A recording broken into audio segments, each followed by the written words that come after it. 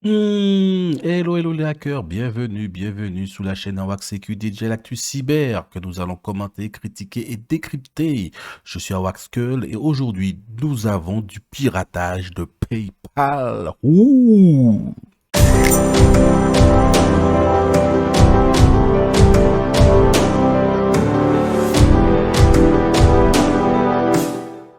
Allez, mais avant tout, comme d'habitude, une petite news pour se mettre en jambe. Attention, lors de vos achats en ligne, des hackers infectent les sites de e-commerce. Comme à chaque fois, au moment des soldes, il y a toujours ce phénomène de scamming. Alors, les hackers ne ratent jamais les soldes.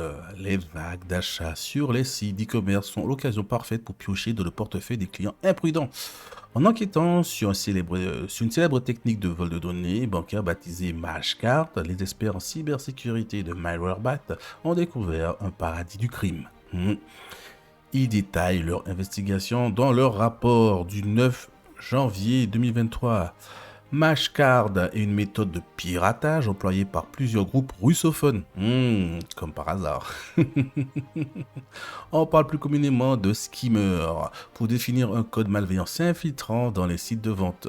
Une fois que la victime tape son numéro de carte au moment de l'achat du bien, le malware exfiltre les données vers un serveur externe. Donc en fait, les skimmers, c'est comme les petites cartes là qu'on avait sur les DAB là, et puis qui lisaient les numéros des cartes, donc la bande magnétique, et aussi qui filmaient les doigts qui tapaient le code.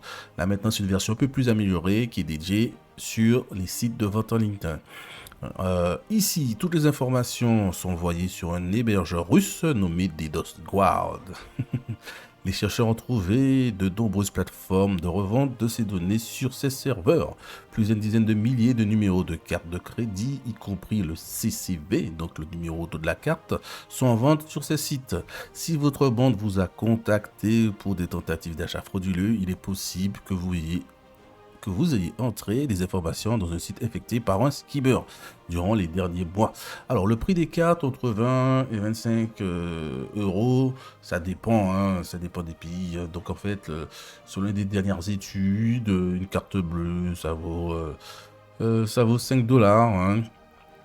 Et puis, par exemple, d'autres études ont montré que ça valait entre 8 et 22 dollars. Ça dépend des pays. Le plus cher, c'est toujours hein, les cartes d'identité. Hein. Hein, les cartes, les passeports, cartes d'identité, ça vaut plus cher. Mais c'est quand même des prix abordables. Du coup, comment on fait pour se repérer, pour savoir si on est sur un site malveillant hein bah, le petit cadenas en haut, bon, c'est pas forcément toujours la bonne chose, mais il y a un moyen quand même, c'est de vérifier lorsque la connexion est sécurisée, de regarder un petit peu le certificat par qui c'était émis. Le plus souvent, beaucoup de sites malveillants, en fait, ils se prennent pas la tête pour acheter des certificats, on va dire, auprès d'entreprises qui délivrent ce type de validation. Ils se contentent du Let's Encrypt.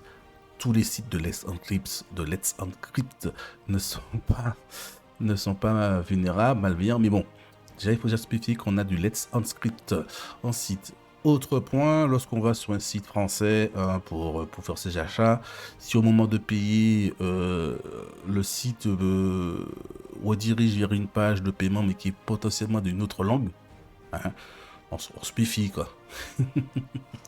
Allez, allons dans le vif du sujet. PayPal qui a confirmé cette fait pirater. Oh mon Dieu. Oh mon Dieu. Alors là, on est sur du lourd parce que du PayPal, potentiellement, c'est...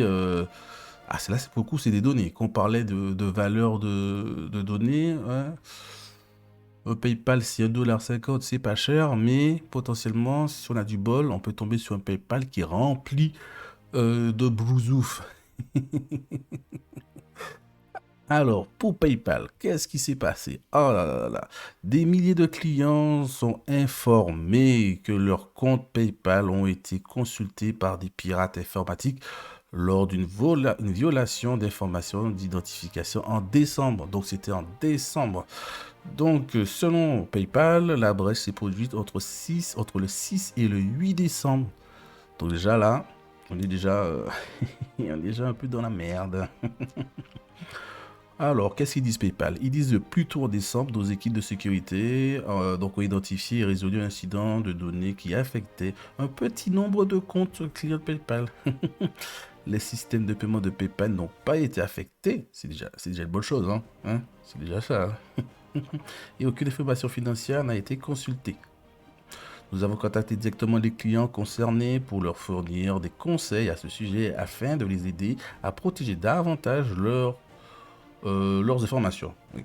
La sécurité et la confidentialité des informations de compte de nos clients restent une priorité absolue pour PayPal. En même temps, ils n'ont pas le choix, hein. PayPal, c'est considéré comme étant un établissement financier, hein. Donc, ils doivent, entre guillemets, montrer l'exemple, voire montrer patte blanche, hein. Alors, la brèche a été découverte le 20 décembre. Déjà. Donc du coup, pendant ce temps, hein, donc les hackers ont pu consulter et potentiellement acquérir certaines informations personnelles sur les utilisateurs de PayPal, hein, bien sûr, hein, comme d'hab, hein, informations personnelles, c'est-à-dire nom, prénom, adresse, email, numéro de téléphone, comme d'hab, faut essayer de revendre tout ça. Ah là là là là là là. Les hackers disent qu'un tiers inconnu, hein, a pu accéder au compte personnel à l'aide d'une technique de piratage connue sous le nom entre guillemets, c'est du spire, entre guillemets, c'est du spire, hein. Donc en fait, on utilise une technique, on va chercher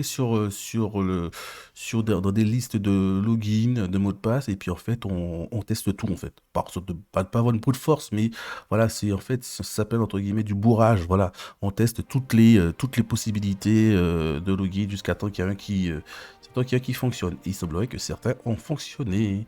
Donc, il n'y a aucune information suggérant que les informations personnelles ont été utilisées à mauvais escient à la suite de cet incident ou qu'il y ait des transactions non autorisées sur votre compte, selon PayPal. Donc, alors, le bourrage d'informations d'identification est lorsque les pirates utilisent des robots automatisés, c'est ça, hein, pour faire des couples de non-utilisateurs déjà compromis, hein. Plusieurs fois, on tente encore jusqu'à temps qu'il y en ait un qui fonctionne, hein. C'est tout simple, hein. Alors, les hackers disent que les identifiants de connexion acquis n'ont été retirés dans aucun système de PayPal. C'est ça, en fait, ils ont dû acheter sur... voilà, c'est de la réutilisation, en fait. Des gens ont tendance à mettre le même login et mot de passe pour tous leurs comptes, ce qui n'est pas conseillé, ou potentiellement, au pire, mettre du double facteur, hein, mais c'est vraiment pas conseillé. Mais les gens ont tendance à faire ça, et du coup, c'est ce qui a fait que l'attaque a dû fonctionner. Ah là là là là.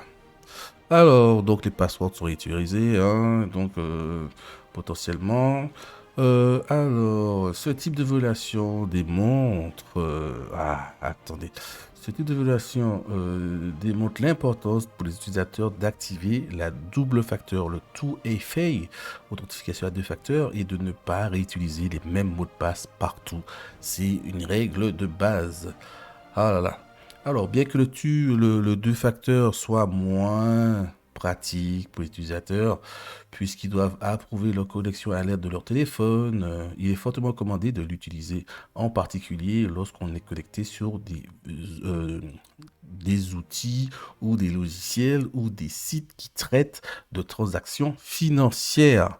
Mais oui, alors oui, donc toujours la même règle, hein. Donc déjà, donc si potentiellement des transactions bizarres sur votre PayPal, et ben là il faut penser à changer à changer son guide et ses mots de passe, à se méfier. Et surtout, ben, on n'utilise pas les mots de passe pour tous ces sites, surtout sur des sites financiers, quoi. C'est le plus important. Allez, ici vont et viennent les infos cyber. Merci d'avoir écouté et donnez-moi en commentaire votre avis. Ciao!